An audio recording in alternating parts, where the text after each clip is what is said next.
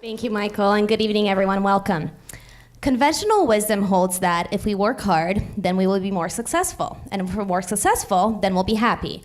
This is a well-defined formula for success that our society views as regular. We work hard, then we're more successful, and then we're happy.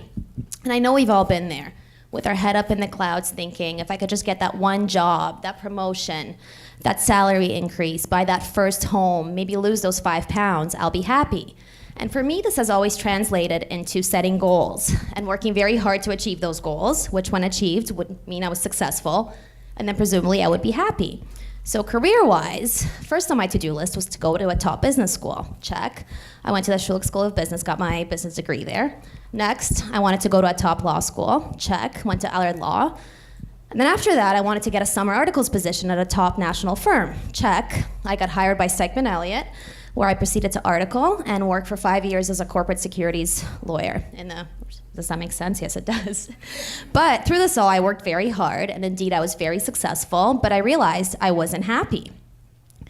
While I enjoyed the work that I did at Stikeman, I hated the unpredictable hours and that feeling that I was never in control of my destiny and was always on call. And while I enjoyed large deals, I always wonder what happened after. How did the integration go? Was the mining project pan out? So it was back to the drawing board, and I realized I needed to set some new goals. I would work hard, I'd achieve these goals, I'd be successful, and then I'd be happy again. So I decided I'm gonna become a spin instructor and move in-house before the end of the year. That was last year. And so, what happens next? Next, probably ironically enough, I was at a conference in Miami at a firm retreat, and I saw Sean Akers speak about his best-selling book, The Happiness Advantage. And according to Sean, who's a positive psychology expert, is that society has the formula all wrong. Happiness fuels success, and not the other way around. And the way Sean put it, that is, how can we be happy after success if the goalposts of success keep changing? And reflecting on my own path, I realized that indeed was very true.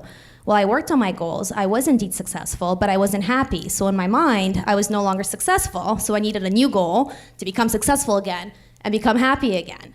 But Sean made me realize I had the formula all wrong. If I just reversed it, and if I was happy, I would work that much harder, I would enjoy the work, and I would have greater success. And that's because when our brain is positive, we are more engaged, more motivated, we are more productive, we work that much harder, leading to greater success rates. It's really a no-brainer, it's just a little bit of a reversal.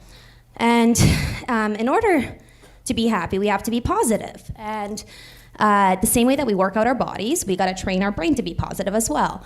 And I used to always be a very positive person, but then I found myself recently to be more of a glass half empty kind of girl, especially when it came to white wine.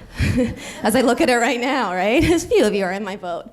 And I realized while I was good at the work that I did, and I enjoyed it, it really took a toll on me. It took away from the things that matter most to me, like spending time with my husband, my family, my friends, traveling, having a regular exercise routine. And while I was successful at work, I simply wasn't happy, and I was getting demotivated, and I needed to be happy to remain successful. And so with this newfound positive outlook, in May of last year, I joined Mogo, a Vancouver-based fintech company that is trying to disrupt the banking world and build the next digital banking experience. And while it was an area of law I knew very little about, which was very scary, I figured I'd figure it out. What I was more excited about was this opportunity to work in such a collaborative and welcoming entrepreneurial setting with some pretty awesome people. All of a sudden, I was no longer the lawyer just advising a client on a transaction or giving ad hoc advice. I was part of the Mogo story. I had a seat at the table. My views mattered, and it was a pretty empowering feeling. I mean, I've never felt anything like it before. And I also realized that becoming a spin instructor, that wasn't a measure of success that was gonna make me happy. I was actually happy pursuing this additional crazy career path I decided out of the blue on. And that's what, that feeling I had being up on that podium was unlike anything I had experienced in years. And for me, that was truly the essence of happiness. But let me tell you, becoming a spin instructor, not an easy feat. Those check marks I had before wasn't happening here. And had I not, I decided to keep going because ultimately I was happy. So even though I wasn't successful in the moment, I was very driven to keep going, to keep working harder, and keep attaining that goal. Because to me, this is what happiness was, and I just needed a little bit more time. And so had I not shifted my mindset and reversed that formula for happiness and success, I probably would have given up. But instead, I kept going and going, and though it took me several months longer than it did other people, I finally made it and started teaching about a year ago, and haven't looked back since.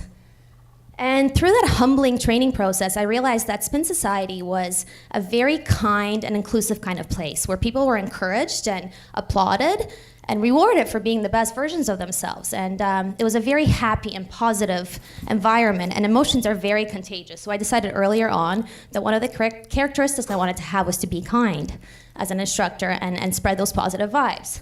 I also rediscovered my love for hip-hop music, and I wanted people to feel that beat and the rhythm running through their bodies, not only when they were in class, but also when they left after. And my husband often laughs after he gets in the car after I'm in it and says he feels like he's 16 again because I've been pumping my beats.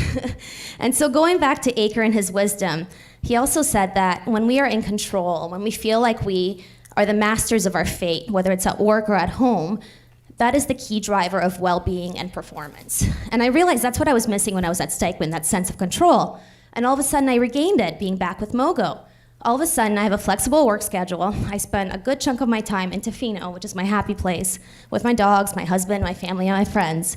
And then 2 days a week, Tuesday and Thursday mornings, teaching in my other happy place, Spin Society. And I finally found this equal balance of happiness and success in my career. And as a testament to that, about 2 weeks ago, I was feeling pretty shitty and run down. I'd been sick, work was stressful, I had an early class to teach. And the minute I walked into that dark, candlelit room and felt the energy of the people and felt every beat drop, I knew things would be okay. And then that evening at work, it was a late night, a new coworker said to me, "You are the happiest lawyer I know." And I thought, mission accomplished. I got the formula right. Thank you very much.